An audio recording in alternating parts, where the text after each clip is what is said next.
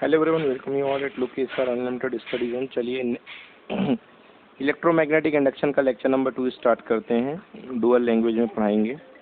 Question number 13 तक class में हो गया था। आज करना है क्वेश्चन नंबर 14। देखिए क्वेश्चन नंबर 14 क्या कह रहा है। क्वेश्चन नंबर 14 कह रहा है कि जैसा कि चित्र में दिखाया गया है, एक चुंबक को स्थिर कुंडली की ओर तीव्र चाल से लाया जाता है। इस कारण कुंडली में प्रेरित विद्युत वाहक बल, प्रेरित विद्युत धारा तथा प्रेरित आवेश ई, आई और क्यू, यदि चुंबक की चाल दोगुनी कर दी जाए तो असत्य कथन है। मतलब कह रहा है कि यदि ये कॉइल है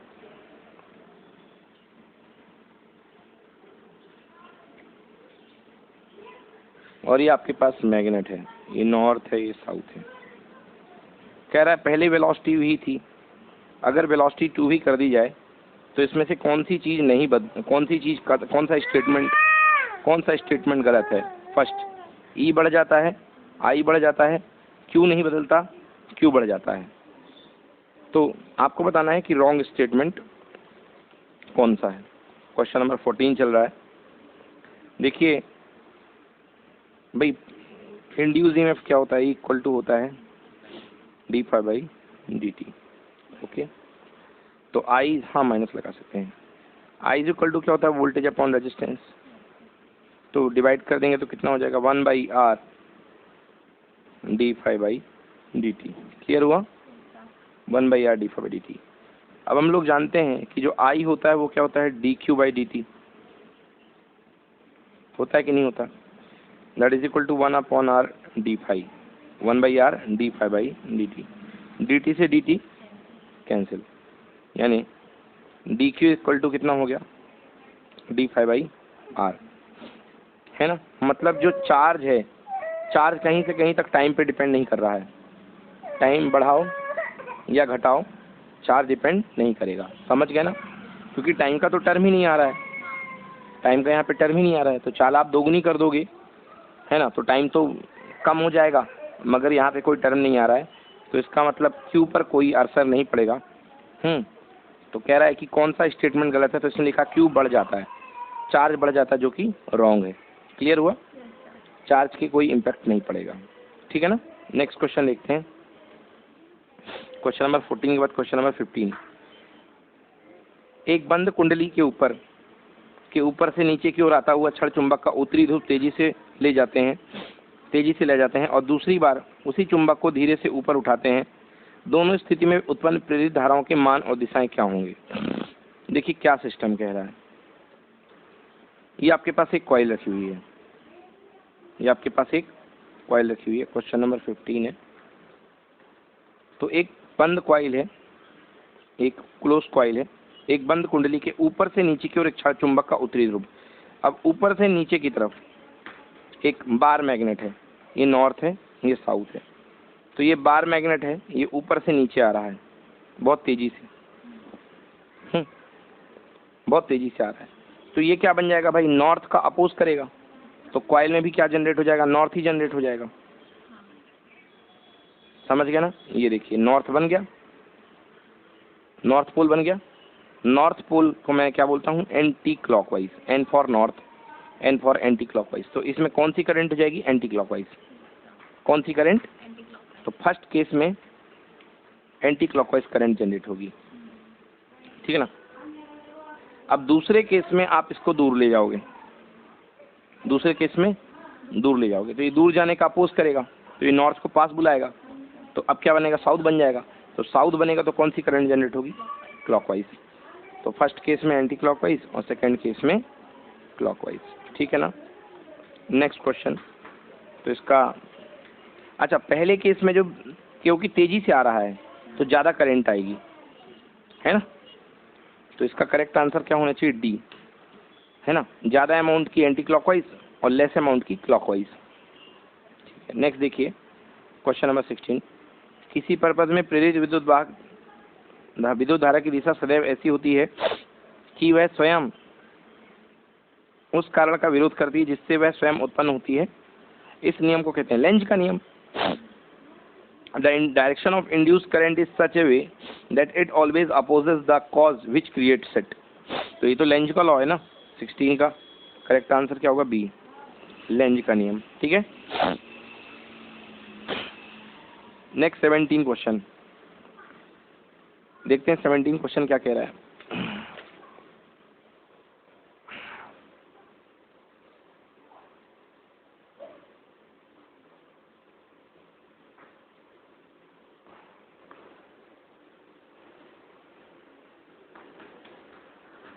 क्वेश्चन कह रहा है किसी स्थान पर पृथ्वी के चुंबकीय क्षेत्र की तीव्रता का क्षैतिज घटक 3 × 10⁻⁵ वेबर मीटर स्क्वायर है।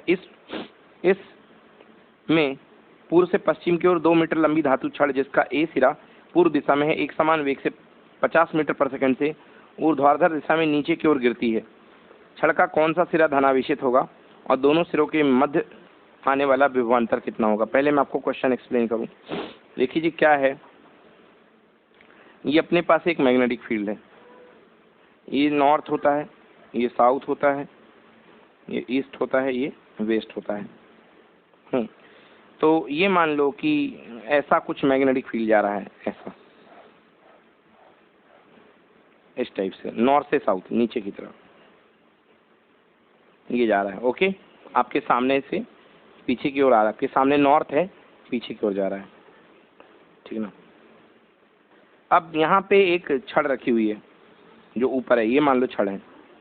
ये कैसे रखी हुई? ईस्ट वेस्ट में। कैसे रखी है? अभी नीचे गिरती है। क्या होती है? नीचे गिरती है। ठीक है ना। तो आपको बताना है कि नीचे गिर रही है, तो आपको बताना है कि कितना इस पे ईएमएफ होगा। तो देखिए, अब यदि नीचे गिरेगी इस तरीके से अंदर की तरफ जाएगी तो इसमें फील्ड के साथ एंगल कितने डिग्री होगा? 90। तो मैंने बताया था फॉर्मूला होता है E=BLV sin थीटा, sin 90 है ना। EMF बी की वैल्यू दे रखी है 3 × 10⁻⁵, लेंथ 2 है, वेलोसिटी कितनी दे रखी? 50 मीटर पर सेकेंड। इसको सॉल्व कर लीजिए। सॉल्व कर लेंगे तो आपका आंसर आ जाएगा 3 मिलीवोल्ट। ये क्या आ गया बेटा? इसका EMF है ना। अब आपको बताना है कि इस छड़ का ये जो गिर रही है नीचे की तरफ फील्ड में, इसका कौन सा टर्मिनल प्लस होगा, कौन सा माइनस होगा? तो देखिए, छड़ के अंदर क्या है? इलेक्ट्रॉन है। छड़ के अंदर क्या है? इलेक्ट्रॉन है। ठीक है ना। करंट पहले देखो कि इसमें करंट किस तरफ जाएगी, और करंट हमेशा पॉजिटिव से कहाँ चलती है? नेगेटिव। तो करंट निकालने का डायरेक्शन क्या होता है? Fleming right hand rule, induce current. तो देखिए, अभी की यदि डायरेक्शन में बात किया जाए तो इस पे फोर्स कहाँ लग रहा है? नीचे। और फील्ड कहाँ है? फील्ड है इधर की तरफ, फोर्स लग रहा है नीचे। देखिए करंट कहाँ चलेगी? यहाँ से यहाँ इस तरफ करंट इस तरफ चलेगी। ओके, करंट बैक साइड चलेगी इस तरफ। अब इसमें जो बोला गया था ईस्ट डायरेक्शन में इसका है पूर्व ए और वेस्ट में। तो बताइए करंट यहाँ से यहाँ चल रही है। करंट यहाँ से यहाँ चल रही है, तो इलेक्ट्रॉन चलेंगे अपोजिट डायरेक्शन में। इलेक्ट्रॉन जो होते हैं करंट की अपोजिट डायरेक्शन में, तो इलेक्ट्रॉन जो होंगे वो इस तरफ से इधर की ओर चलेंगे, है ना। इलेक्ट्रॉन बैक साइड चलेंगे। तो देखिए करंट कहाँ से कहाँ चलेगी? यहाँ से यहाँ। तो ई वाला टर्मिनल जो होगा क्या होगा? प्लस होगा। ठीक है। और ये जो टर्मिनल होगा क्या होगा? माइनस होगा। मगर एक मिनट थोड़ा सोचिए तो सही है जो हमने बताया। ठीक है ना। ये टर्मिनल प्लस होगा, ये टर्मिनल माइनस होगा। नेक्स्ट क्वेश्चन देखिए, क्वेश्चन नंबर 18। एक वृत्ताकार कुंडली जिसमें तार के 500 फेरे हैं, उसकी त्रिज्या 5 है। इस कुंडली का स्वपरिणन गुणांक का मान क्या होगा? क्या क्वेश्चन कह रहा है? देखिए, एक आपके पास कॉइल है, सर्कुलर कॉइल है। कैसी कॉइल है? सर्कुलर। नंबर ऑफ टर्न्स कितने इसमें? 500। ठीक है ना। रेडियस है बेटा 5 सेंटीमीटर। R = 5 सेंटीमीटर में 5 × 10⁻² मीटर, है ना।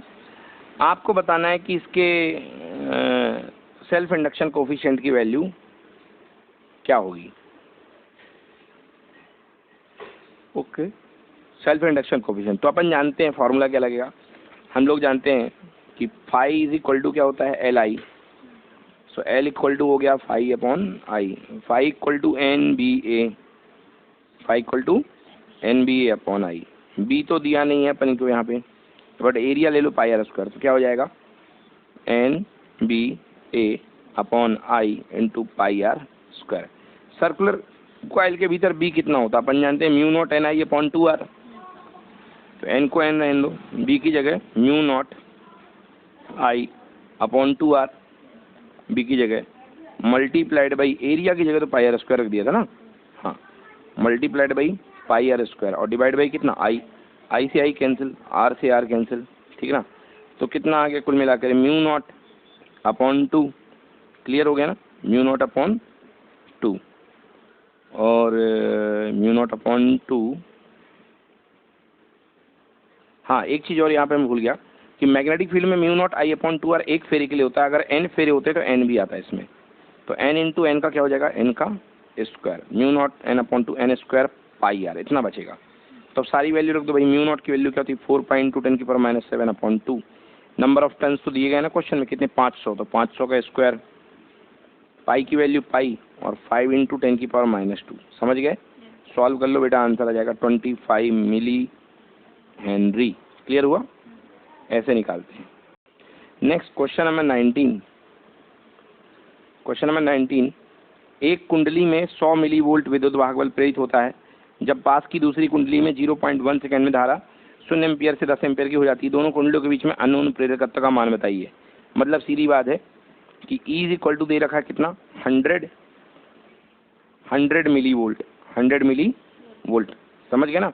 और जो दूसरी कॉइल है उसमें जो करंट चेंज हो रही है D I by D T, वो कितने रेट से चेंज हो रही है करंट 0.1 सेकेंड 10 एम्पियर में। तो 0.1 सेकेंड में 10 एम्पियर, मतलब चेंज ऑफ करंट 10 एम्पियर और चेंज ऑफ टाइम कितना 0.1। तो इसको सॉल्व कर लो 100 आएगा, 100 एम्पियर पर सेकेंड, ठीक है ना, इतना आ गया। अब आपको बताना है कि बताइए कितना होगा self inductance, sorry mutual inductance बताना है। फॉर्मूला हम लोग जानते हैं E इज इक्वल टू क्या होता है minus M D I by D T mutual inductance का। तो जो कॉइल में M इक्वल टू हो जाएगा E upon D I by D T, E upon D I by minus लगा दो। E की वैल्यू दे रखी है अपन को क्वेश्चन में, अभी देखी थी हम लोगों ने कितना है, E है 100 मिली वोल्ट, तो 100 मिली वोल्ट 100 इंटू 10 की पावर माइनस 3 डिवाइडेड बाई जो rate of change of current है वो क्या 100 एम्पियर पर सेकेंड, ये सुनो ठीक है ना, 100 एम्पियर पर सेकेंड। तो 100 से 100 कैंसिल, आंसर आ गया ओनली 10 की पावर माइनस 3, मतलब 1 मिली, क्या बोलेंगे 10 की पावर माइनस 3 को मिली, और यूनिट क्या होती है सेल्फ इंडक्टेंस की हेनरी, म्यूचुअल इंडक्टेंस की यूनिट क्या होती है हेनरी। तो आंसर आ गया 1 मिली हेनरी। क्लियर है ना। नेक्स्ट क्वेश्चन, क्वेश्चन नंबर 19 हो गया। क्वेश्चन नंबर 20 देखिए, 500 फेरों की एक वृत्ताकार कुंडली में प्रत्येक कुंडली का क्षेत्रफल 0.1 मीटर स्क्वायर है। इसे 0.2 टेस्ला के चुंबकीय क्षेत्र के लंबवत रखा जाता है।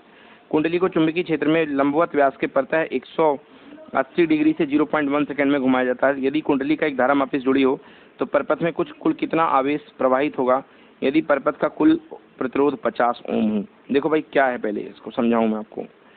सबसे पहले ये दिया गया कि आपके पास एक सर्कुलर कॉइल है, क्वेश्चन नंबर 21 इन इंग्लिश। एक आपके पास सर्कुलर कॉइल है जिसमें नंबर ऑफ टर्न्स टोटल है 500। कितने टर्न्स हैं 500। इसका जो एरिया दिया गया है, area equal to 0.1 metre square, ये इसका एरिया है, ठीक है ना। इसको जो मैग्नेटिक फील्ड है वो 0.2 टेस्ला के मैग्नेटिक फील्ड में इसको रखा गया है, ठीक है ना। शुरुआत में परपेंडिकुलर थी, ठीक है ना, तो इसको शुरुआत में थीटा इक्वल टू 0 डिग्री था और थीटा इक्वल टू 180 डिग्री तक घुमा दिया गया है, समझ गया ना, थीटा इक्वल टू 180 डिग्री। अब कह रहा है कि बताइए कितना इसमें वो जाएगा, चार्ज जाएगा। तो अपन ने चार्ज का फॉर्मूला निकाल रखा थोड़ी देर पहले, याद है D Q is equal to E upon R, ऐसा कुछ करके यहीं पे निकला था, ये निकला था D Q equal to D phi by R, याद आया, D Q equal to D phi by R है ना। या D Q equal to directly इससे भी कर सकते हो, I equal to E by R, मतलब आगे देख लेते हैं, उससे कोई दिक्कत वाली बात नहीं है। पहली चीज़ तो अब सबसे पहले अपने पास की अपन वो निकालें E M F equal to कितना होता है minus N D phi by D T. बोलो जी हाँ। तो देखिए माइनस एन और फाइव इक्वल टू क्या होता है D B A cos theta. तो इसमें बी में चेंज नहीं आया, ए में नहीं आया, किस में आया चेंज कॉस थीटा में, है ना। तो कॉस थीटा, तो कॉस थीटा में चेंज आया है, यानी कॉस पहले कितना था 0 डिग्री और minus cos 180 degree upon delta T. Time कितना दे रखा है 0.1 सेकेंड, यही तो था ना, टाइम दे रखा है 0.1 सेकेंड। ये देख लो, बता दूं आपको मैं, हाँ 0.1 सेकेंड, ठीक है ना जी। तो क्या बन जाएगा, कॉस 0 होता है 1 और कॉस 180 -1, तो -1 प्लस 1 हो जाएगा। तो कितना आ गया ये अपने पास, माइनस एन बी ए इंटू 2 टाइम्स अपॉन 0.1। समझ गए ना, 2 टाइम्स 0.1। क्लियर हो गया, ये हो गया ई। या अपन इसको ऐसा भी लिख सकते हैं,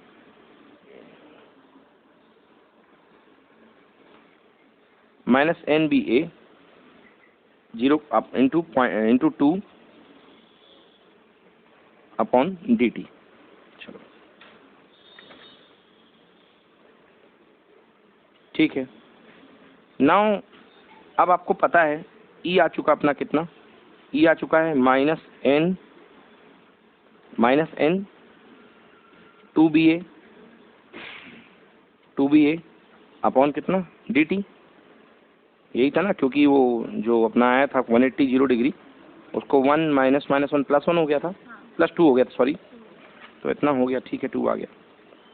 अब एक काम करिए, दोनों तरफ आप रेजिस्टेंस का मल्टीप्लाई कर दो, डिवाइड कर दो, अपॉन आर कर दो। क्या कर दो, अपॉन आर। तो यहाँ भी ई बाई आर और यहाँ भी आर, ई बाई आर। अपन को पता है वी इक्वल टू क्या होता है आर आई, तो आई इक्वल टू क्या हो जाएगा वी बाई आर। तो ई बाई आर क्या बन जाएगा, करंट बन जाएगा आई। तो ये I is equal to minus N upon R 2 B A by D T, है ना। आई डी टी जो है वो क्या कहलाएगा, Q, D Q by D T. Okay, so I D T equal to कितना हो गया, डी क्यू हो गया। I D T equal to हो गया D Q equal to minus N D Q equal to minus N I D Q equals to A minus N by R. D T ऊपर चला चुका है, D T ऊपर चला गया, तभी तो डी क्यू बन गया, इंटू 2 बी ए। क्लियर है, ठीक है, टू 2 बी ए। ठीक है, अब वैल्यू रख दो, सीधी सीधी बात है, अब वैल्यू ही रखना है और कुछ तो है ही नहीं है। तो मतलब कुल मिलाकर के जो चार्ज जाएगा, ट्रांसफ़र होगा, वो कितना आएगा, इसको लिख सकता हूँ 2n upon R multiplied by कितना बी ए। सजा लिया थोड़ा सा अपने हिसाब से, है ना, 2n by R multiply by B A. तो q इक्वल्स टू कितना हो जाएगा, 2 की जगह 2 फिर 500, बोलो हाँ। बी की वैल्यू दी है 0.2 tesla, magnetic field B 0.2 tesla. Okay, area कितना दे रखा है कॉइल का area 1 metre square upon resistance कितना दे रखा है, देखो रेजिस्टेंस दे रखा है 50। ओके, सॉल्व कर लो तो Q इक्वल टू कितना आएगा 0.4 कूलम। ठीक है, आया समझ में कि नहीं आया। तो एक मतलब एप्लीकेशन है ये, तो सिंपल लेंस लॉ का। चलिए अगला क्वेश्चन देखिए, एक परिनालिका की लंबाई L तथा अनुप्रस्थ काट परिक्षेत्र A है, N फेरों की इस परिनालिका का स्वप्रेरकत्व क्या होगा। भाई सेल्फ इंडक्टेंस निकालना है एक सॉलिनॉइड का। कंडीशन क्या क्या दी गई है मैं पढ़ देता हूँ। क्वेश्चन नंबर 21 चल रहा है। 21 कह रहा है कि एक परिनालिका यानी एक सॉलिनॉइड है, उसकी लेंथ कितनी है बेटा L, कितनी लेंथ है L, और इसका area of cross section A है, जो उसका एरिया ऑफ क्रॉस सेक्शन है वो A है। कह रहा है इसमें total number of turns N है, तो आपको बताना है कि इसका सेल्फ इंडक्टेंस क्या होगा। ओके, इसका सेल्फ इंडक्टेंस क्या होगा। तो यार अपन को तो याद है कि जो सेल्फ इंडक्टेंस होता है इक्वल टू क्या हुआ करता है, सेल्फ इंडक्टेंस का फॉर्मूला होता है देखो यहाँ पे टोटल लेंथ एल ले ली है, टोटल लेंथ एल ले ली है, तो थोड़ा सा मेरे को चेंज करना पड़ेगा। सेल्फ इंडक्टेंस को मैं एल डैश मान रहा हूँ, है ना। फॉर्मूला क्या था, mu naught N square into total length. पहले मैं स्मॉल लेंथ एल लेता था, स्मॉल एल, पहले मैं स्मॉल एल लेता था, बट अब यहाँ पे कैपिटल एल खुद ले रखी, तो मेरे को कैपिटल एल लेना पड़ेगा ना, इंटू ए, ये हो गया।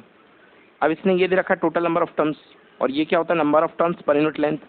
कन्वर्ट करो, mu naught N square upon square multiply by L into A, एक एल से एक एल, तो आंसर आ गया mu naught N square A upon कितना, एल। समझ में आ गया। तो ये है सेल्फ इंडक्टेंस उस कॉइल का।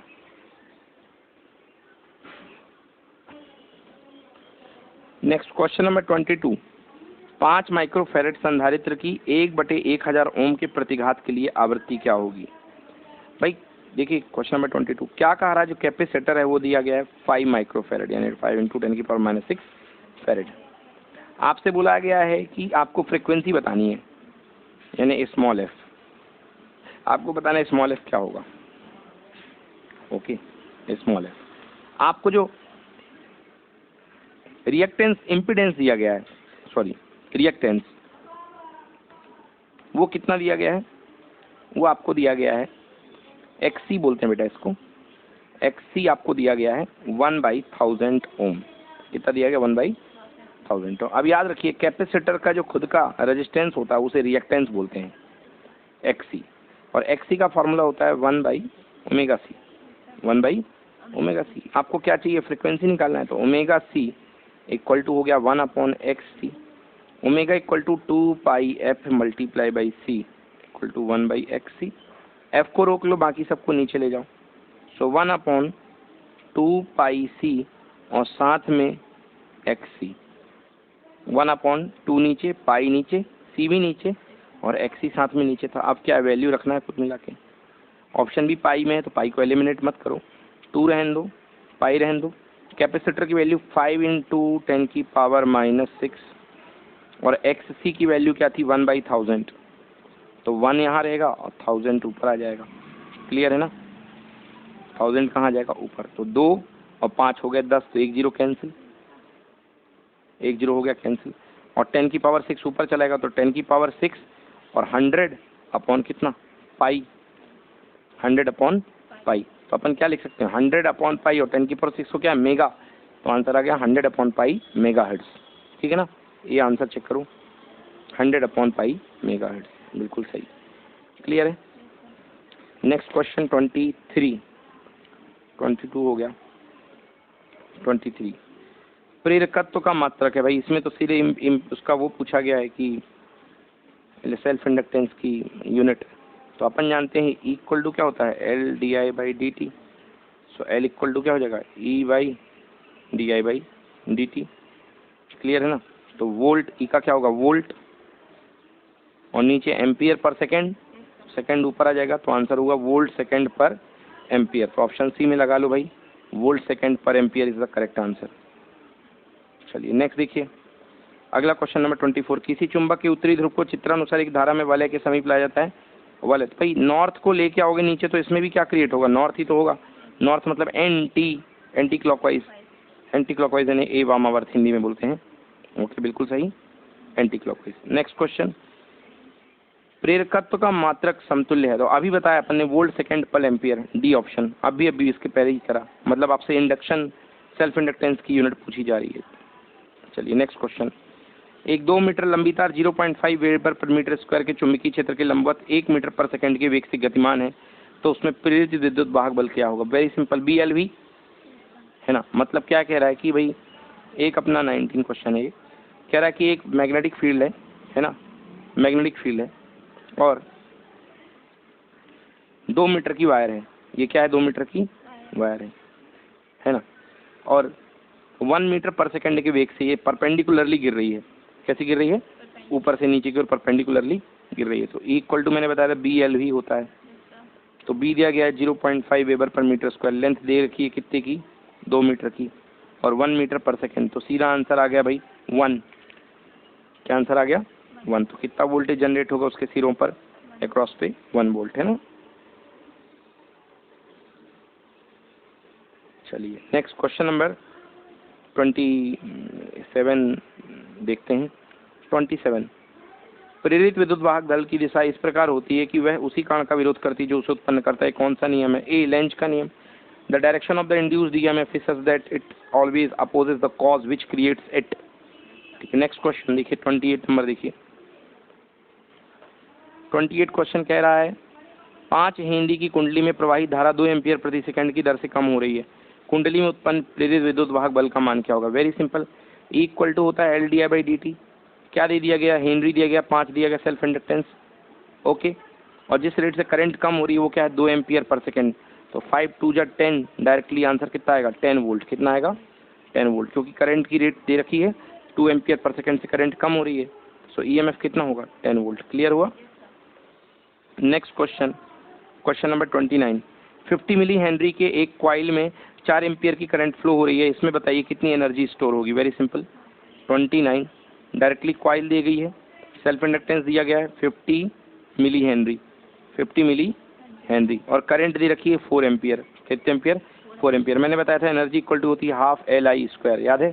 तो एल की वैल्यू दी गई है, आई की वैल्यू दी गई है, वैल्यू रख दीजिए, आंसर आ जाएगा बेटा 0.4 जूल। सिंपली है, सॉल्व कर लीजिएगा। नेक्स्ट 30 क्वेश्चन नंबर, लेंज का नियम किसके संरक्षण के कारण है? Okay, the Lenz law is verify which conservation law? Charge, mass, momentum, energy. तो आप जानते हैं लेंज का लॉ जो होता है वो एनर्जी कंजर्वेशन को फॉलो करता है। Correct answer is D, energy conservation. Next question, एक तांबे का गोल छल्ले को क्षैतिज रखा गया, उसमें एक दंड चुंबक छल्ले के बीच अक्षीय दिशा में गिराया जाता है। छल्ले को पार करते समय चुंबक का त्वरण जी से ज़्यादा, जी से कम, जी के बराबर, जी से कुछ भी नहीं। ओके, चलिए देखिए क्या है क्वेश्चन, समझा दूँ मैं आपको। देखिए ये छल्ला रखा हुआ है तांबे का, ऊपर से आप एक चुंबक गिरा रहे हैं, नॉर्थ है, साउथ है। अब बेटा यदि मान लो ये सिंपल पीस होता, यहाँ पर कोई इंड्यूस करंट नहीं होती। अब अगर ये नीचे आएगा तो यहाँ पे कौन सा पोल जनरेट होगा? ये रिपेल करेगा। अगर ये जनरेट ना होता, ये तार यहाँ से टूटी होती, अगर ये जनरेट ना होता, सॉरी तार तो टूटने से ईएमएफ तो आएगा ही, और उससे कोई मतलब नहीं है। अगर मान लो ये जनरेट ना होता तो ये जी एक्सलेशन से गिरता। अब ये नॉर्थ और ये नॉर्थ, इसको क्या करेगा? रिपेल करेगा। तो जी से कम हो जाएगा ना इसका एक्सलेशन, तो जी से कम से गिरेगा। सो करेंट आंसर क्या है? गुरुत्वीय त्वरण जी से कम, बी होना चाहिए। 31 का बी चेक करो, बिल्कुल सही, यानी ए इज लेस देन जी। 32, जब किसी कुंडली में 45 एम्पियर प्रति मिनट की धारा विद्युत धारा प्रवर्तित तो उसमें 12 वोल्ट का विद्युत वाहक बल उत्पन्न होता है। कुंडली का प्रेरकत्व बहुत सिंपल है भाई, equal to L D I by D T लगाना है सीधे सीधे। 32 equal to L D I by D T. क्या कह रहा है? जो क्वाइल है, क्वाइल में जो ईएमएफ जनरेट हो रहा है वो कितना दे रखा है? 12 वोल्ट। कितना दे रखा है? 12 वोल्ट। उसमें एल निकालना है, और जो करंट है वो है 45 एम्पियर पर मिनट। समझ में आया ना? 45 एम्पियर पर मिनट का रेट है। तो 1 मिनट को 60 सेकेंड में बदलो पहले, तो काटो इसको भाई 15 से, 15 3 45 और 4 60, 3/4, 3 से कट गया 4 बार 12, 4 और 4 कितना हो गया? 16। Answer 16 Henry. कितना हो गया? 16 हेनरी। क्लियर हुआ? नेक्स्ट क्वेश्चन 33 देखिए, 10 मीटर लंबाई का एक तांबे का तार पूर्व पश्चिम क्षैतिज दिशा में रहते हुए 5 मीटर पर सेकंड की चाल से नीचे गिर रहा है। यदि पृथ्वी के चुंबकीय क्षेत्र का क्षैतिज घटक 0.3 × 10⁻⁴ मीटर है तो तार के सिरों के उत्पन्न विद्युत वाहक बल क्या होगा? तो कंडीशंस पूरी की पूरी वही हैं। तो जो लास्ट क्वेश्चन पड़ा वही BLV sin थीटा वाला फॉर्मूला है। सो इक्वल टू क्या हो जाएगा? BVL equals to BVL। Magnetic field horizontal earth का दे रखा है कितना? 0.3 × 10⁻⁴। बोलो हाँ। लेंथ दे रखी है 10, समझ गया ना? लेंथ दे रखी है 10, और V कितना दे रखा है? 5 मीटर पर सेकंड। तो मल्टीप्लाई कर दीजिए, आंसर आ जाएगा 1.5 मिली वोल्ट। कोई दिक्कत? चलिए नेक्स्ट देखते हैं। क्वेश्चन नंबर 33 हो गया। 34 आएगा। क्वेश्चन नंबर 34, एक कुंडली जिसका क्षेत्रफल 2 मीटर स्क्वायर, मतलब एरिया दिया गया है, एरिया लिख लो कितना है? 2 मीटर स्क्वायर, एक चुंबकीय क्षेत्र में रखी है जो 2 सेकंड में 1 वेबर पर मीटर से 4 वेबर पर मीटर तक बदल जाता है। मतलब डेल्टा टी इक्वल टू दे रखा है कितना? 2 second. Delta T equal to 2 second, और जो मैग्नेटिक फील्ड बदल रहा है वो 1 वेबर पर मीटर से 4 वेबर पर मीटर। मतलब change in magnetic field delta B is equal to हो जाएगा 2 वेबर पर मीटर स्क्वायर से 1 पे था, 1 से 2 कन्वर्ट हो गया, तो डेल्टा बी इक्वल टू कितना आ गया 1 weber per metre square. Sorry 4 था बेटा, ये 1 से 4 हो गया, 1 से 4, तो चेंज कितना हो गया 3। चेंज कितना हो गया, आपको बताना है कि कितना कुंडली में इंड्यूस ईएमएफ होगा। यार वही सिंपल है, E इज इक्वल टू होता है D by D T. Yes और नो, नंबर ऑफ टर्न्स तो दिए नहीं है। E is equal to D by D T, सीधे हो गया B इंटू ए तो बाहर कर लो, और कितना आ गया D V by D T. इस बार B चेंज होगा। ओके, एरिया बाहर है, एरिया कितना दे रखा है 2 मीटर स्क्वायर, 2 है, और चेंज कितना देखो एरिया में, इसमें 3 है, और टाइम कितना है 2 सेकेंड। कैंसिल कैंसिल, आंसर आ गया 3, तो 3 वोल्ट का ईएमएफ आएगा। Answer equal to 3 volt. Check करो, बिल्कुल सही है। क्लियर है ना। चलिए नेक्स्ट 35 क्वेश्चन देखिए। 35 क्वेश्चन फिर से है, कह रहा है एक धातु की वलय क्षैतिज रखी हुई है, एक छड़ का चुंबक एक वलय के ऊपर से इस प्रकार लटकाई गई है कि चुंबक की लंबाई वलय के केंद्रीय अक्ष के अंदर से अब एक चुंबक को स्वतंत्रतापूर्वक छोड़ा जाए तो गुरुत्वाकर्षण त्वरण क्या होगा। बिल्कुल जी से लेस होगा, फिर से तो वही कंडीशन है, चुंबक गिरेगा तो जी से लेस होगा, तो आंसर सी जी से कम। बिल्कुल सही, जी से कम। क्लियर है ना। देखिए next question number 36। Question number 36 actually एक फॉर्मूला है। कह रहा है एक सुचालक छड़ जिसकी लंबाई 2l अपने लंबार्धक के परता एक समान कोणीय वेग ओमेगा से घूम रही है, घूर्णन अक्ष के समानांतर एक समान चुंबकीय क्षेत्र B मौजूद है, छड़ के दोनों सिरों के मध्य प्रेरित विद्युत वाहक बल का मान क्या होगा। देखो ये क्या है एक्चुअली, ये मान लो एक छड़ है, ये एक क्या है छड़ ऐसे रखी हुई है, समझ गए ना। ये इसका है परपेंडिकुलर बाइसेक्टर। अब ये इसके अबाउट ओमेगा इससे घूम रही है, ठीक ना। और ये जो इसका घूर्णन एक्सिस बनेगा, मतलब घूर्णन एक्सिस मतलब कि एक्सिस ऑफ रोटेशन, वो कैसा आएगा, ऐसा आएगा, ऐसा आएगा ना, नीचे से ऊपर की ओर। अब इस पूरे में बहुत सारा मैग्नेटिक फील्ड है, बहुत सारा क्या है मैग्नेटिक फील्ड, मतलब खूब सारे भाले अंदर से आए हुए हैं। तो ये जो लाइन क्या हो रही, घूम रही होगी, खड़ खड़ खड़ खड़ खड़ खड़ काट रही होगी ना सबको। बोलो यस और नो, काट रही होगी सबको, खड़ खड़ खड़ खड़ खड़ खड़, ठीक ना। तो आपको कह रहा है कि बताइए कितना ईएमएफ जनरेट होगा इसके दो टर्मिनल के बीच में जब ये काटेगा, तो कितने रफ्तार से काट रही है, कितने रफ्तार से घूम रही है, ओमेगा से। अब देखो ये ओमेगा से जब ये घूम रहा है तो इस पॉइंट पर कुछ ना कुछ तो इसकी लीनियर वेलोसिटी होगी v। बोलो यस और नो, कुछ ना कुछ क्या होगी, लीनियर वेलोसिटी v होगी ना। तो चलिए देखिए, सबसे पहले यहाँ पे आप छोटा सा एक dx लेंथ का वायर मान लो, क्या मान लो, dx लेंथ का वायर। ओके, dx लेंथ का वायर किसी भी पॉइंट पर वो कितनी वेलोसिटी से भागेगा, v वेलोसिटी से, फील्ड के परपेंडिकुलर v वेलोसिटी से भागेगा। तो छोटा सा ईएमएफ क्या होगा, अपन को पता है BLV होता है ना, BLV। तो इसका होगा b, वेलोसिटी v है, और लेंथ कितनी है dx, लेंथ कितनी है dx लेंथ है। अब ये जो dx लेंथ है अपन को इसी को इंटीग्रेट कर दो पूरे में, तो यहाँ से यहाँ तक, तो इधर वाले पार्ट को ले लो -l और इधर वाले पार्ट को ले लो क्या +l, बीच में बन जाएगा 0। यस और नो। अच्छा, v को अपन लिख सकते हैं, यदि यहाँ तक की डिस्टेंस अपन, ये dx है, यहाँ तक की वेरिएबल डिस्टेंस है x, v इक्वल टू क्या होता है r ओमेगा होता है ना बेटा, v equal to r omega. तो इसको मैं लिख सकता हूँ x ओमेगा, क्योंकि r इक्वल टू वेरिएबल, जब dx के पास लेंथ तो क्या होती है x ही तो होती है। तो ये हो जाएगा de equal to b, v into v की जगह x ओमेगा, और यहाँ पर कितना dx। अब x को वेरी करना, अपन को x को वेरी करना है, तो -l से लेके पूरे x को l तक क्या कर दो, वेरी कर दो। यस और नो। तो total EMF E is equal to integration of D, integration of D equal to b x omega, और यहाँ पे क्या dx, और इंटीग्रेशन -l से लेके +l। b कांस्टेंट है, ओमेगा कांस्टेंट है, अंदर क्या बचा, केवल x, x का इंटीग्रेशन क्या हो गया x²/2, समझ गए ना। तो b ओमेगा/2 बाहर, और लिमिट लगेगी -l से लेके +l। चलो अब अंदर क्या बचा x², तो l का स्क्वायर, l का स्क्वायर अपॉन l का स्क्वायर हो जाएगा, और -l का स्क्वायर। क्लियर हो गया कि नहीं हुआ, l का स्क्वायर -l का स्क्वायर, क्लियर हुआ कि नहीं हुआ। अरे upper limit l, lower limit -l, तो -l का स्क्वायर तो +l स्क्वायर ही आएगा ना, -l का होल स्क्वायर करोगे तो +l स्क्वायर ही तो आएगा। तो ये भी हो गया b ओमेगा/2, ये हो गया l का स्क्वायर, और माइनस फिर से l का स्क्वायर। बोलो यस और नो, आंसर कितना आ गया 0। यदि सेंटर पे है तो कोई ईएमएफ क्रिएट नहीं होगा, आंसर कितना जीरो, क्योंकि उतना ही फील्ड हर समय बना रहेगा उसमें हर वक्त, तो चेंज कुछ नहीं होगा। तो आंसर इसका कितना आएगा? जीरो, अगर बीच में है। बट याद रखना, यदि ये किनारे पे है तो, अगर ये किनारे पे है तो मान लो इसके अबाउट घूम रहा है, ये अभी बीच में घूम रहा था, अभी बीच में ये घूम रहा था, समझ गए ना? ऐसे ऐसे ऐसे ऐसे फील्ड नीचे से आ रहा था, समझ गए ना?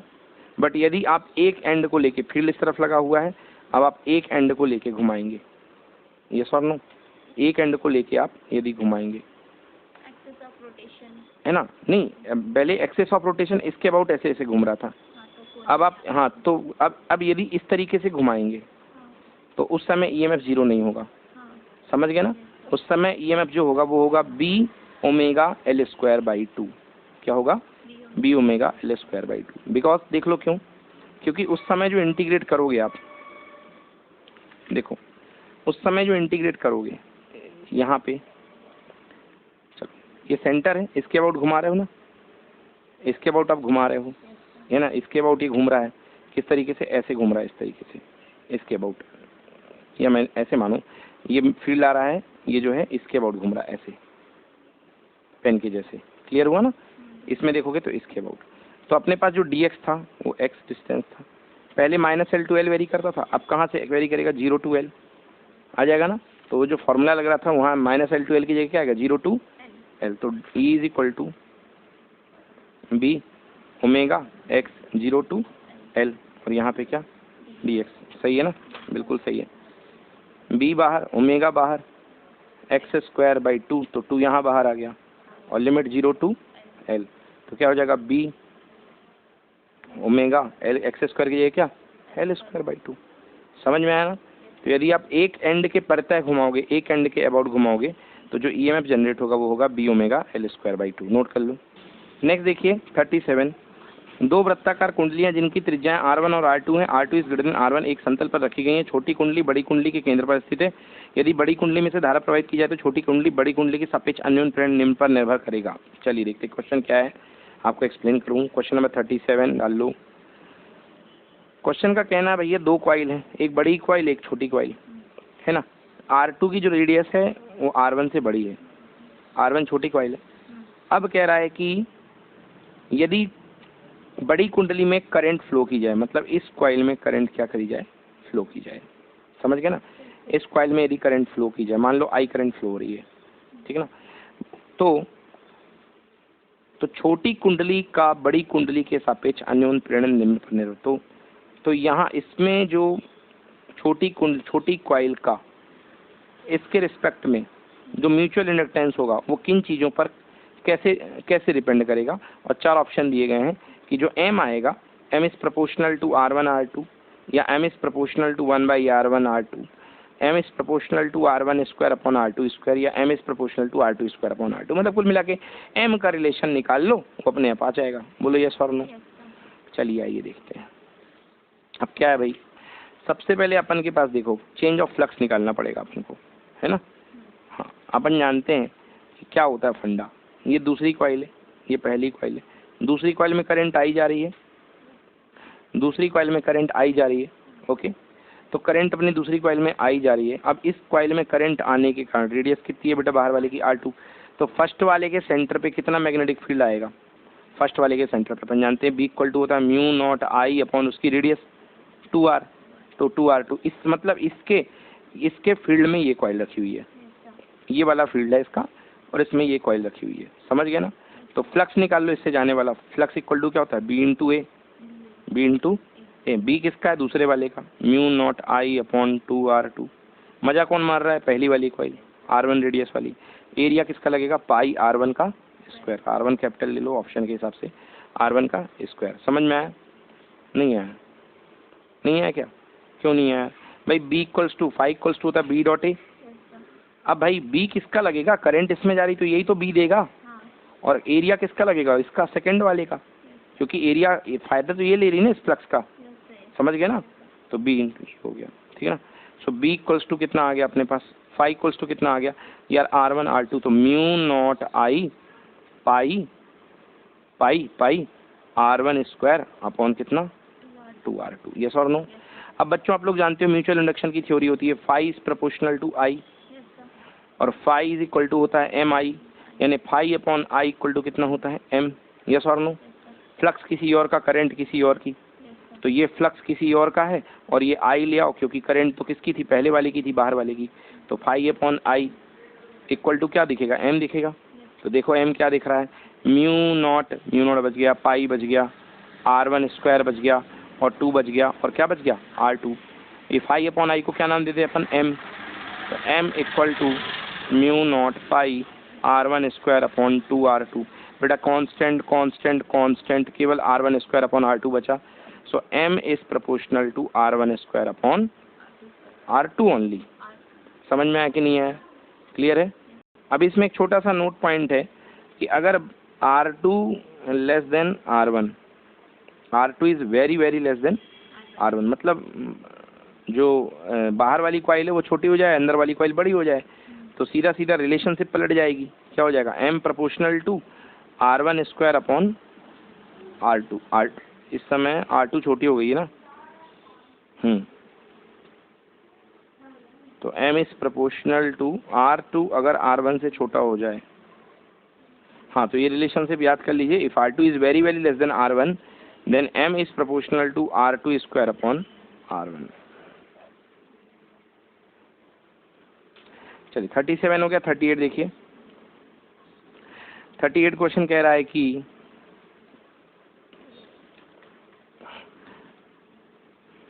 क्वेश्चन, एक वृत्ताकार सुचालक कुंडली में 0.05 सेकंड में धारा 2 एम्पियर से बढ़कर 18 एम्पियर करने पर 20 वोल्ट का ईएमएफ प्रेरित हो जाता है, तो कुंडली का सर्वप्रेरक तत्व बताइए। बहुत ही सिंपल है, एल की वैल्यू पूछी गई है, क्या होता है, equal to L D I by D T. L D I by D T. भैया वोल्टेज दे रखा है इन लोगों ने, कितना वोल्टेज दे रखा है इन लोगों ने, देखो 20 वोल्ट। यस और नो? 20 वोल्ट जनरेट हो जाता है। एल करंट का चेंज कितना दे रखा है, 0.05 सेकेंड, ये तो टाइम का चेंज आ गया। और करंट का चेंज दे रखा 2 एम्पियर से 18 एम्पियर, तो चेंज ऑफ करंट कितना आएगा, 18 माइनस 2 यानी कि 16। समझ गए ना? तो सॉल्व कर दो बच्चों, एल इक्वल टू आ जाएगा 6.25 मिली हेनरी। ऑर्डिनरी क्वेश्चन है। चलिए नेक्स्ट क्वेश्चन, अगला क्वेश्चन, क्वेश्चन नंबर 39। लेंज का नियम निम्न सूत्र के द्वारा दिया जाता है, तो क्या होता है, equal to minus N D phi by D T. तो बी आंसर मेरे को समझ में आ रहा है भाई। Yes, correct answer is B. बिल्कुल बिल्कुल सिंपल है ना? लेंज का रूल माइनस साइन आता है ना? चलिए नेक्स्ट क्वेश्चन 40। 2 हेनरी का प्रेरक तथा 10 ओम का प्रतिरोध 5 ओम की बैटरी के साथ श्रेणी क्रम में जोड़ दिया गया है। धारा के प्रारंभिक परिवर्तन की दर कितनी होगी, मतलब आपको D I by D T निकालना है। चलिए देखिए क्या क्वेश्चन कह रहा है। 40 नंबर कह रहा है कि 2 हेनरी का प्रेरक, यानी कि एक इंडक्टेंस है, कितने हेनरी का, 2 हेनरी का, 10 ओम का प्रतिरोध, ये भैया 10 ओम का रेजिस्टेंस जोड़ दो, 5 वोल्ट की बैटरी, ये लोगों ने 5 वोल्ट की बैटरी लगा दी है। समझ गए ना? सीरीज में जोड़ दिए गए हैं। आपको बताना है करंट का change, D I by D T, current का आपको चेंज बताना है, ठीक है ना? करंट का आपको चेंज बताना है, कैसे बताएंगे? क्वेश्चन नंबर कौन सा चल रहा है, 40। अपन जानते हैं 5 वोल्ट है, E इज इक्वल टू क्या होता है, L D I by D T. E is equal to L D I by D T, तो E लिख लो भाई। अब ये 5 वोल्ट इसके क्रॉस लगा हुआ है, तो हमको इसमें D I by D T निकालना है। तो अपन जानते हैं बच्चों क्या होता है, E M F equal to होता है L D I by D T. E M F कितना दिया गया, 5, एल कितना दिया गया, 2 हेनरी। यस और नो? ये क्या हो गया, D I by D T. समझ गए ना? तो भाई D I by D T कितना आएगा, 5/2, तो कितना आ जाएगा, 2.5। कितना आ जाएगा, 2.5 एम्पियर पर सेकेंड। क्लियर हुआ? नेक्स्ट जी क्वेश्चन नंबर 41। क्वेश्चन नंबर 41 देखिए, किसी कुंडली से निर्गत चुंबकीय फ्लक्स में परिवर्तन के स्वरूप उसमें उत्पन्न प्रेरित विद्युत वाहक बल का सूत्र है। ये तो डायरेक्टली इसने फॉर्मूला पूछ लिया भाई, equal to D phi by D T होता है ना, और ए है कुंडली का क्षेत्रफल और बी है चुंबकीय क्षेत्र, मतलब बी इंटू ए होता है, बी डॉट ए। तो आंसर क्या होगा भाई, डी बाई डी टी, और बी बाहर हो जाएगा और D A by D T, क्योंकि एरिया चेंज हो रहा है। नो, चुंबकीय फ्लक्स में चेंज, तो E is equal to D by D T, क्योंकि चुंबकीय फ्लक्स में चेंज हो रहा है ना। D by D T B into A, B dot A, वैसे तो दोनों हो सकता है, तो आंसर सी भी हो सकता है। फ्लक्स में चेंज के 2 वे हैं। Okay clear. क्वेश्चन नंबर 41 बच्चों एक्सप्लेन कर रहा हूँ, देखिए मैं। क्वेश्चन कह रहा है कि कोई कॉइल है और कोई कॉइल से जाने वाला फ्लक्स बदल रहा है, तो फ्लक्स के चेंज के कारण आपका जो ये है उसमें इंड्यूस ईएमएफ कितना होगा। तो अपन जानते हैं E इज इक्वल टू कितना होता है, minus of D phi by D T. अब भाई क्वेश्चन में ये नहीं कहा, जिससे मैं ही कंफ्यूज हो गया कि फ्लक्स किसकी वजह से बदल रहा है। तो फाई इक्वल टू कितना होता है डी बाई डी टी, और फाई इक्वल टू कितना होता है बी डॉट ए। तो आंसर तो यही होगा, क्योंकि क्वेश्चन ने एक्सप्लेन नहीं किया है कि बी बदल रहा है कि ए बदल रहा है, कुछ भी नहीं लिखा है, तो कुछ भी बदल सकता है ना। तो आंसर क्या होगा, बी डॉट ए कर लो, और बी डॉट ए को अपन पता है डॉट प्रोडक्ट कम्यूटेटिव होता है, तो ए डॉट बी भी लिख सकते हैं। So minus D by D T, और बी डॉट ए की जगह ए डॉट बी भी चल जाएगा। Any problem? नेक्स्ट देखिए क्वेश्चन नंबर 42। 2 मीटर लंबी धातु की एक छड़ 0.3 टेस्ला के समान चुंबकीय क्षेत्र के लंबवत तल में 100 रेडियन पर सेकंड की कोणीय वेग से घूम रही है। इस छड़ के दो सिरों के मध्य विभवांतर। हाँ, तो ये देखिए, ये कोई छड़ है, ओके, ये परपेंडिकुलर मैग्नेटिक फील्ड गया हुआ है, समझ गए ना। ये इसका खुद का क्या हो गया, एक्सेस हो गया। अब इसके अबाउट जो है ऊपर से नीचे पूरे टाइम घूम रही है। तो मैंने बताया था जब एक एंड के सहारे घूम रही हो तो क्या होता है, अपने पास बताया था ना, half B omega L square, यही तो होता है ना फॉर्मूला। हाफ बी हो तो हाफ की जगह हाफ रख दो, ठीक ना। बी की जगह कितना दे रखा है 0.3, ओमेगा कितना दे रखा 100 रेडियन पर सेकेंड 100, और टाइम कितना भाई, सॉरी टाइम नहीं, लेंथ कितनी है 2 मीटर, तो 2 का स्क्वायर। तो बेटा सॉल्व कर लो, आंसर आ गया इक्वल टू 60 वोल्ट। क्लियर है? चलिए नेक्स्ट क्वेश्चन देखिए, क्वेश्चन नंबर 43। 100 ओम प्रतिरोध वाले एक परिपथ में चुंबकीय अभिवाह 10 से बढ़कर 60 वेबर हो जाता है। मतलब चेंज ऑफ फ्लक्स जो दिया गया है वो कितना 10 से बढ़ के 60 हो गया। तो चेंज ऑफ फ्लक्स 60 माइनस 10 बराबर कितना हो गया 50 वेबर। क्वेश्चन नंबर 43 चल रहा है। रेजिस्टेंस कितना दिया गया है सर्किट का, रेजिस्टेंस इक्वल टू दिया गया है 100 ओम। कह रहा बताइए कि सर्किट में कितना क्या जाएगा, आवेश जाएगा कितना। तो अपन को याद है बच्चों, E इक्वल टू होता है कितना, E इक्वल टू होता है D phi by D T, ये अपन ने पढ़ा था, equal to D phi by D T. Current के लिए क्या कर देते हैं E by R, E by R is equal to D phi by R D T कर दिया यहाँ पे, बोलो हाँ या ना। E बाई आर को अपन क्या बोलते हैं I is equal to D phi by D T, D phi by R D T, बोलो यस और नो, है ना। और I क्या था, I था D Q by D T is equal to D phi by कितना आर डी टी। क्लियर हुआ, डी टी से डी टी कैंसिल, तो कितना आ गया D Q is equal to कितना आ गया, D Q is equal to आ गया डी फाई बाई आर। तो यही दिया गया हमारे पास, चेंज ऑफ फ्लक्स कितना दिया गया 50 वेबर, रेजिस्टेंस कितना है 100, समझ गए ना। तो 50/100 काट दो भाई, 10 0 से 0 कैंसिल, आंसर 0.5 कूलम का चेंज आएगा। 0.5 देखो डी ऑप्शन है क्या, 43 का डी बिल, 43 का कुछ गड़बड़ हो रहा है क्या, 43 का A, D Q is equal to R D phi, हाँ गलती हुई ना। हाँ देखिए यहाँ पे गलती, ई बाई आर आई नहीं होता है, ये गलती हुई है, सॉरी। हाँ ये जो है आर आर का डिवाइड किया अपन ने, है ना। तो ई को अपन लिखते हैं, यहाँ पे मिस्टेक हो गई बच्चों, फिर से कर देता हूँ मैं। ई इज इक्वल टू कितना होता है D phi by D T. अब अपन जानते हैं कि वी इक्वल्स टू क्या होता है आई इंटू आर, तो ई इक्वल्स टू क्या हो जाएगा आई आर, क्योंकि ई एम एफ भी वोल्टेज का ही रूप है। आई आर इक्वल टू हो जाएगा D phi by D T. Clear हुआ ना। तो आई को रोक लो, आई इक्वल टू कितना हो गया D phi upon R D T, बोलो yes. I is equal to हो गया D Q by D T, D Q by D T equal to D phi upon R D T, D T से D T cancel, but still कुछ गड़बड़ी अभी भी हो रही है ऐसा लग रहा है। तो फिर भी हमारा आंसर बिल्कुल सही आ रहा, हमने कोई गलती नहीं करी है। अभी जो हमारा आंसर आया I equal to D Q by D T, तो D Q is equal to D phi by R. तो डी फाई कितना दिया गया है 50 वेबर, और रेजिस्टेंस कितना दिया गया भाई 100 ओम। तो 0 से 0 कैंसिल, आंसर होगा 0.5 कूलम का चार्ज आएगा। आंसर कितना आएगा 0.5 कूलम। चलिए नेक्स्ट क्वेश्चन देखिए 44। एक समान चुंबकीय क्षेत्र में बी क्षेत्रफल ए में संबद्ध चुंबकीय फ्लक्स, सीधी बात B dot A, D answer correct, directly पढ़ा रखा है। Phi is equal to B dot A, magnetic field B है, एरिया ए है, तो बताइए मैग्नेटिक फ्लक्स कितना होगा बी डॉट ए।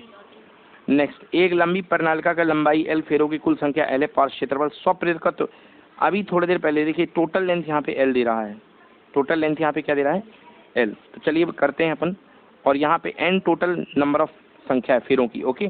तो अपन को बनाना है फॉर्मूला, तो अपन को याद है डायरेक्टली फार्मूला होता है 45, डायरेक्टली फार्मूला होता है क्या होता है B equal to mu naught capital N square A upon कितना एल, या तो ये नहीं करना है तो एन स्क्वायर को किस में कन्वर्ट कर दो, small N capital N square, और यदि इसको कन्वर्ट, ये मतलब नंबर ऑफ टर्म्स के टर्म में है। अगर वैसे नहीं करना है तो एक और तरीका है, म्यू नॉट एन स्क्वायर ए, एक एल का ऊपर मल्टीप्लाई तो एक एल का नीचे भी करोगे तो नीचे भी क्या हो जाएगा एल स्क्वायर, तो एन अपॉन एल को क्या बोलते हैं अपन, स्मॉल एन, तो हो जाएगा mu naught small N square A into L. तो बहुत सारे लोग ये याद करते हैं, है ना, मैंने भी यही याद कर रखा है। तो B equal to mu naught N square A into L, but फिलहाल अपन के नंबर ऑफ टर्न्स में है ये फॉर्मूला, तो अपन को आंसर ये देना पड़ेगा mu naught N square A by L. देखिए क्वेश्चन नंबर 46, एक वृत्ताकार कुंडली पृथ्वी के नियत चुंबकीय क्षेत्र में जी वेग से क्षैतिज समानांतर अवस्था में नीचे गिर रही है, ठीक ना, मतलब ये अर्थ का मैग्नेटिक फील्ड है, ये ऊपर से एक कॉइल गिर रही है, ये मैग्नेटिक फील्ड है, इसका एरिया है ना, ये सीधे इस पे नीचे गिरते आ रही है, ठीक है ना। अब कह रहा है कि कुंडली में प्रेरित विद्युत वाहक बल V का समय t के साथ परिवर्तन बताइए। मतलब जो V इसमें प्रोड्यूस हो रहा है, V जो इसमें प्रोड्यूस हो रहा है उसका टाइम के साथ वेरिएशन कैसा होगा, वोल्टेज V। अब ठीक है ना, मतलब जो E होता था उसका नाम V दे दिया यहाँ पे, तो अपन जानते हैं E इक्वल टू क्या होता था, BL इंटू वेलोसिटी, BLV। तो फिलहाल यहाँ पे क्या है, V इक्वल टू हो जाएगा B into L into velocity, बोलो ये सुनो। तो वेलोसिटी इज इक्वल टू क्या हो गया, capital V upon BL, V is the voltage, V is the voltage. चलिए अब ये देखिए, इसको यहाँ से ड्रॉप किया गया तो इक्वेशन ऑफ मोशन लगाओगे क्योंकि टाइम को लाना है अपन को, तो V small v equals to क्या होगा, U plus G T, under the gravity गिर रही है U plus G T, drop किया गया तो U कितना है 0, और G into T plus G T equal to V की जगह क्या मैंने रख दिया, कैपिटल V अपॉन कितना B इंटू एल, बोलो यस और नो। तो V upon B L equal to कितना हो गया, G इंटू टी। तो भाई V, और यदि आप देखो V तो क्या हो जाएगा GBL मल्टीप्लाइड बाई कितना T, G भी कांस्टेंट है, अर्थ का B भी कांस्टेंट है, लेंथ ऑफ द वायर भी कांस्टेंट है, तो सीधी सीधी बात देखा जाए तो V प्रोपोर्शनल टू क्या हो गया T। मतलब कैसा ग्राफ आएगा, स्ट्रेट लाइन। तो स्ट्रेट लाइन केवल एक ही ग्राफ है, ये तो कांस्टेंट लाइन होती है ना, स्ट्रेट लाइन टाइम के साथ वेरिएशन, यही तो ग्राफ है। तो आंसर करेक्ट होगा C, क्योंकि T के साथ लीनियरली वेरी हो रहा है, तो इसका जो ग्राफ होगा ये इस तरीके से होगा। क्लियर है ना, यस। 46 डन। नाउ 47, ये तो एक्सपीरियंस बेस्ड क्वेश्चन है। दो वृत्ताकार कुंडलियों के केंद्र एक ही बिंदु पर हैं, दोनों का अन्योन्य प्रतिकत्व तब अधिकतम होगा जब दोनों के अक्ष परस्पर 90 डिग्री के कोण पर, 45 डिग्री के कोण पर, 60 डिग्री या समानांतर। देखिए भाई, दो कॉइल हैं, दो कॉइल में म्यूचुअल इंडक्टेंस सबसे ज्यादा होने के लिए क्या है, एक दूसरे से परफेक्टली वो रिलेटेड हो और पूरा का पूरा फ्लक्स पहले का दूसरे में जाए, तभी तो चेंज होगा पूरा पूरा। तो इसलिए दोनों को क्या होना चाहिए, एक ही एक्सेस में होना चाहिए। तो करेक्ट आंसर होगा क्या, समानांतर होंगे, यानी कि parallel, they should be parallel. Answer पढ़ देता हूँ। दो वृत्ताकार कुंडलियों के केंद्र एक ही बिंदु पर स्थित हैं, दोनों का अन्योन्य प्रेरकत्व म्यूचुअल इंडक्टेंस अधिकतम होगा जब दोनों के अक्ष परस्पर समानांतर होंगे। मतलब दोनों के एक्सिस यदि पैरेलल होंगे तो म्यूचुअल इंडक्टेंस सबसे ज्यादा होगा। क्लियर है। चलिए देखिए, कंडीशन क्या है, ये कह रहा है कि पहले स्विच कनेक्ट थे, पहले ये स्विच कनेक्ट थे, और कनेक्ट थे तो फिर पूछेगा कौन जल्दी बुझेगा, B1 बुझेगा, बल्ब दो बल्ब लगे हैं, B1 या B2। फर्क क्या, B2 लगा है इंडक्टर के साथ, इंडक्टर क्या करेगा, चेंज का अपोज करेगा, और ये तो कुछ करता ही नहीं है, रेजिस्टेंस पैसिव एलिमेंट है। तो भैया पहले ये कनेक्ट थे तो दोनों मस्त जल रहे थे, अब जैसे स्विच आपने ओपन किया तो करंट यहाँ पे जाना क्या हो जाएगी, कम। अब पहले जो करंट जा रही थी, करंट इससे भी कम हुई, तो ये तो फट से बुझ जाएगा, मगर इंडक्टर करंट के कम होने का क्या करेगा, अपोज करेगा, तो जल्दी से कम नहीं होने देगा, तो ये थोड़ा देर में बुझेगा। तो करेक्ट आंसर क्या हुआ, B1 तुरंत बुझ जाएगा और B2 कुछ समय के बाद बुझेगा। आ गया समझ में ना। चलिए नेक्स्ट 49। अब देखिए भैया, एक फॉर्मूला याद कर लो कि अगर सीरीज में आप इंडक्टर जोड़ रहे हो तो L सीरीज इक्वल टू होता है L1 प्लस L2, और अगर पैरेलल में जोड़ रहे हो इंडक्टर तो L पैरेलल इक्वल टू होता है वही formula 1/L parallel equal to 1/L1 plus 1/L2। ठीक है। तो क्वेश्चन क्या कह रहा है, समांतर क्रम में जोड़े जाने पर दो प्रेरकत्वों का तुल्य प्रेरकत्व 2.4 हेनरी होता है। मतलब आपने यदि इनको उसमें जोड़ दिया पैरेलल में, तो जो नेट आ रहा है इंडक्टेंस, वो क्या आएगा, LP equal to L1 L2 upon L1 plus L2, वो आ रहा है इनका 2.4 हेनरी। और सीरीज में जोड़ने पर यानी L1 प्लस L2 आ रहा है कितना, 10 हेनरी। समझ गए ना। तो बताइए कि दोनों में कितना अंतर है, मतलब आपको L1 माइनस L2 या L2 माइनस L1 बताना है। समझ में आया। तो सबसे पहले आप L1 L2 निकालो। कैसे निकालोगे, L1 प्लस L2 की वैल्यू यहाँ रख दोगे, तो 2.4 इंटू 4 कितना आ जाएगा, 24। तो L1 L2 L2 equal to कितना आ गया, 24। क्लियर हो गया। L1 into L2 equal to 24। अब देखिए तो L2 इज इक्वल टू कितना हो जाएगा, L1 by 20, sorry L2 equal to 24 by L1। Yes और no, L2 is equal to 24 by L1। अब इसमें हम वैल्यू पुट कर दें, क्या दे रखा है हमें, L1 plus L2 equal to 10, L1 plus L2 equal to 10, और L1 प्लस L2 की वैल्यू अभी मैंने यहाँ से बताई आपको कितनी, 24 by L1, 24 by L1 equal to कितना, 10। तो ये हो जाएगा L1 square plus 24 equal to कितना हो गया, 10 L1। समझ गया ना। L1 square minus 10 L1 plus 24 equal to कितना, 0।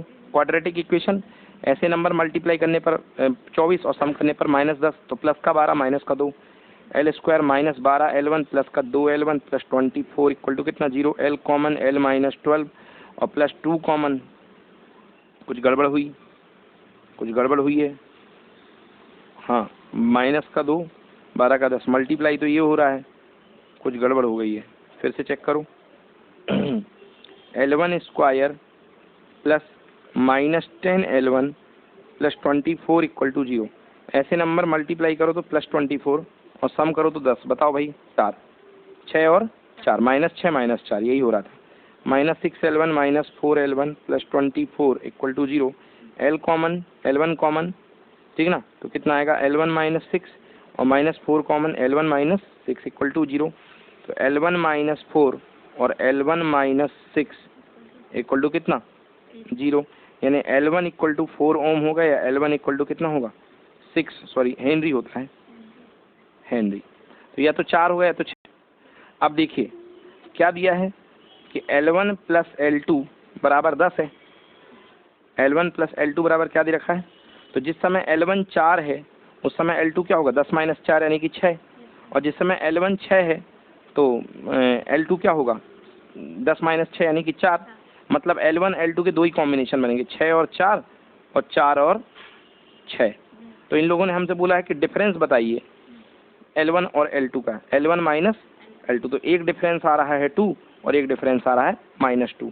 तो -2 तो हो नहीं सकता है डिफरेंस, तो करेक्ट आंसर क्या होगा, 2। तो आंसर क्या हुआ, 2 हेनरी। तो 49 का जो करेक्ट आंसर है वो क्या है, 2 हेनरी। डिफरेंस निकालने को बोला गया था, इस तरीके से अपन डिफरेंस निकाल सकते हैं, ठीक ना। लास्ट क्वेश्चन, लेंज का नियम जिस भौतिक राशि के संरक्षण पर आधारित है वो है क्या, ऊर्जा, एनर्जी। जो लेंज का रूल है that is equal to following the laws of conservation of energy. ठीक है, तो ये चैप्टर खत्म हुआ बच्चों, नमस्कार, धन्यवाद।